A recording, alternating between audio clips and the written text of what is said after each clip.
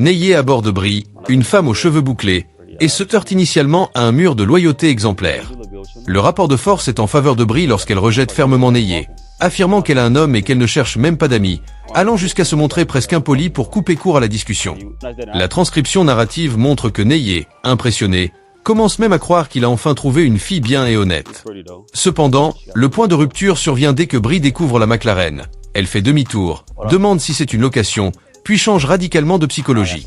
L'intention de Neyé est de confronter son hypocrisie en lui rappelant sa loyauté de façade sur le trottoir.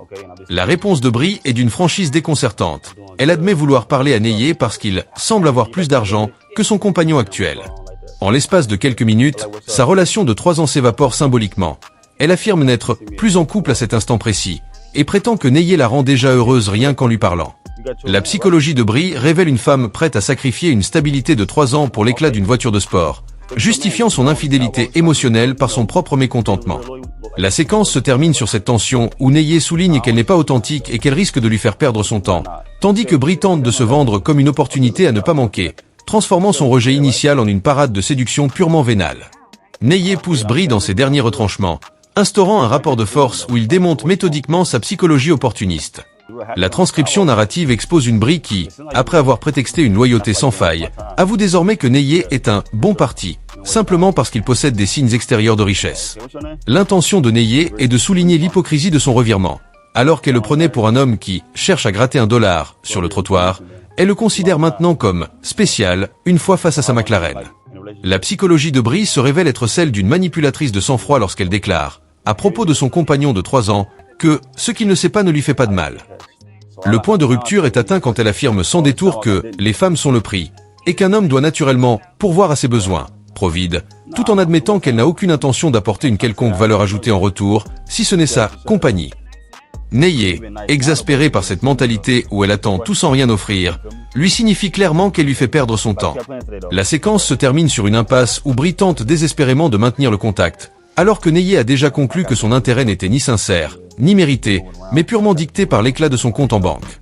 Neyé autorise finalement Bri à monter dans sa McLaren, instaurant un rapport de force où il l'invite à s'exposer davantage pour confirmer ses soupçons. La transcription narrative dévoile une Bri de 24 ans, hustlée dans l'industrie de la nuit, qui affiche une psychologie prédatrice assumée. Elle confesse sans complexe qu'elle utilise l'argent de son petit ami actuel pour ses dépenses quotidiennes tout en épargnant son propre salaire. L'intention de Neyé est de souligner l'ironie de sa situation. Il la confronte sur sa définition d'une bonne petite amie, alors qu'elle est en train de courtiser un autre homme dans une voiture de luxe. La psychologie de Bri se révèle être celle d'une opportuniste radicale qui considère que ce qui est à lui est à moi, et que son simple statut de femme fait d'elle le prix à gagner. Le point de rupture est atteint lorsqu'elle déclare ouvertement chercher un homme pour payer ses factures dès la première rencontre, justifiant son intérêt pour Neyé par le fait qu'il semble plus riche que son compagnon actuel. Neyé démonte fermement cette vision en affirmant qu'une jolie femme qui existe ne suffit pas à apporter de la valeur à sa vie et qu'il n'est pas un distributeur automatique. La séquence se termine sur un désaccord idéologique total concernant le concept du 50-50e dans le couple, Bri rejetant catégoriquement toute forme d'égalité financière, confirmant ainsi qu'elle ne cherche qu'un nouveau sponsor pour son train de vie. Neyé met un terme brutal à son échange avec Bri, instaurant un rapport de force où il dénonce sans détour la toxicité de sa vision du couple. La transcription narrative révèle le visage le plus sombre de la psychologie de Bri.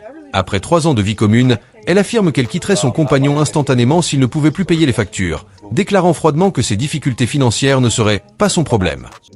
L'intention de Neyé est de démontrer que Bri n'éprouve aucun amour réel, mais qu'elle est engagée dans un parasitisme financier pur, où l'homme est jetable dès qu'il perd sa fonction de pourvoyeur. Le point de rupture est atteint lorsque Neyé refuse catégoriquement d'envisager une relation sérieuse avec elle, lui proposant avec mépris une aventure d'un soir, comme seule option, car elle ne dégage aucune valeur pour une vie commune. Bri s'en offusque, niant être une michetonneuse, gold digger, tout en confirmant que la fin de l'argent signifierait la fin de son intérêt. La séquence se termine par un départ cinglant. Neyé la fait sortir de son véhicule et s'adresse directement à sa caméra pour lancer un avertissement solennel.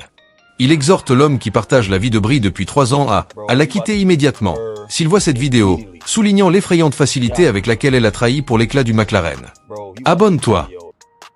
Neyé repère une jeune femme aux formes généreuses et tente une approche polie, mais le rapport de force est immédiatement brisé par une hostilité sèche. Elle refuse de saluer et répond avec un dédain qui frise l'impolitesse gratuite.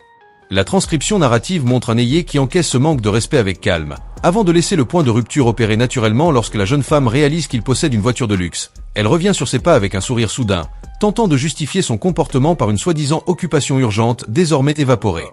La psychologie de l'inconnu révèle une absence totale de cohérence, puisqu'elle avoue sans détour que Neye lui semble mieux maintenant qu'il est associé à ce véhicule, osant même demander à monter à l'intérieur.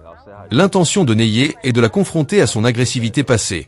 Il refuse catégoriquement qu'elle entre dans son espace privé, lui lançant froidement qu'elle ne mérite pas de s'asseoir sur ses sièges en cuir. Le point de rupture final est atteint quand Neye démonte son hypocrisie en lui rappelant que le premier contact est décisif et qu'elle a échoué lamentablement au test de l'humilité.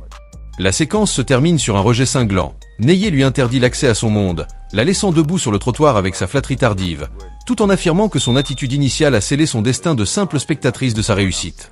Neye maintient une posture de juge face à Summer, instaurant un rapport de force où il refuse de céder à ses supplications répétées pour entrer dans le véhicule, qualifiant son insistance de désespérée et peu flatteuse. La transcription narrative dépeint une Summer qui, après avoir ignoré Neye sur le trottoir, avoue sans détour une psychologie purement vénale. Elle admet que Neye semble mieux, uniquement parce que la voiture rehausse son image. L'intention de Neye est de la pousser à révéler sa véritable nature, ce qu'elle fait en confirmant son métier de danseuse et en adoptant une approche transactionnelle où chaque interaction a un prix. Le point de rupture est atteint lorsque Summer, refusant de faire une démonstration gratuite pour prouver que son physique est à la hauteur de ses prétentions, invite Neye au club tout en martelant que tout coûte cher et que la vie n'est pas gratuite. La psychologie de Summer est celle d'une femme d'affaires de la nuit qui ne voit en Neye qu'une source de revenus potentiels, affirmant que l'argent est le moteur du monde et la seule raison valable de vouloir apprendre à le connaître. La séquence se termine sur cette impasse morale où Neye souligne l'hypocrisie de celle qui tourne autour du pot, au lieu d'assumer son opportunisme, tandis que Summer reste fixée sur l'apparence de richesse de Neye comme unique critère de sélection, confirmant que son intérêt n'a absolument rien de personnel. Neye achève son face-à-face avec Summer dans un climat de dérision absolue, instaurant un rapport de force où il laisse la jeune femme s'enfoncer seule dans l'indécence de ses propres aveux. La transcription narrative dépeint une Summer qui abandonne tout masque social. Avec une psychologie de prédatrice financière assumée, elle déclare froidement qu'elle ne veut pas connaître l'homme, mais connaître l'argent, poussant l'audace jusqu'à suggérer que Neye devrait lui offrir une nouvelle voiture simplement parce qu'il en a les moyens. L'intention de Neye est de souligner le caractère grotesque de cette demande. Il lui demande un dernier tour sur elle-même, non par intérêt, mais pour mesurer l'étendue de son cynisme. Le point de rupture est atteint lorsque Summer confirme que sa seule motivation est de voir Neye dépenser au club pour elle, transformant la rencontre en une simple prospection commerciale. Neye, loin de s'emporter, adopte une posture de spectateur amusé, refusant de gaspiller son énergie ou de se mettre en colère face à une telle absence de valeur. La séquence se termine par un départ cinglant où il la laisse en plein monologue sur ses besoins matériels pour s'adresser directement à sa communauté. Il fustige cette mentalité où l'humain disparaît derrière le compte en banque et conclut que sa richesse ne servira jamais à entretenir l'opportunisme flagrant de celle qui, comme Summer, ne voit en lui qu'un distributeur automatique sur roue. Neye engage la conversation avec Dariel, une jeune femme originaire de Bryan, en utilisant sa stratégie habituelle de l'étranger amical cherchant à se faire des amis à Houston. Le rapport de force initial est fermement tenu par Dariel qui, malgré une discussion fluide sur son travail de serveuse au Pink House, impose une barrière de fer dès que Neye sollicite ses coordonnées. Elle refuse catégoriquement de donner son numéro ou son Instagram, prétextant qu'elle ne suit personne et qu'elle n'est pas là pour socialiser. La transcription narrative souligne la psychologie de Dariel qui traite Neye comme un passant insignifiant, les conduisant avec un désintérêt marqué, ce qui pousse Neye à clore l'échange froidement en affirmant qu'elle n'est de toute façon pas son type. Le point de rupture survient lorsque Neye rejoint sa McLaren, déclenchant un choc psychologique chez Dariel qui revient immédiatement sur ses pas, le ton soudainement mielleux et admiratif.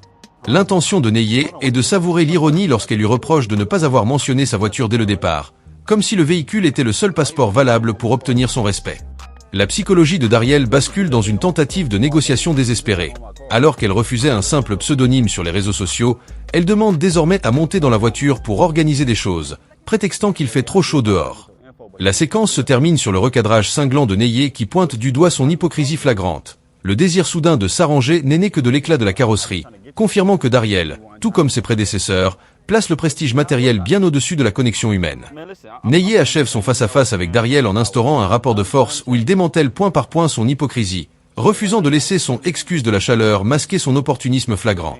La transcription narrative dépeint une Dariel qui, après avoir ignoré Neye sur le trottoir, avoue sans détour que sa voiture a capté son attention, allant jusqu'à mentionner son désir de posséder un G-Wagon pour justifier son intérêt soudain pour les modèles de luxe.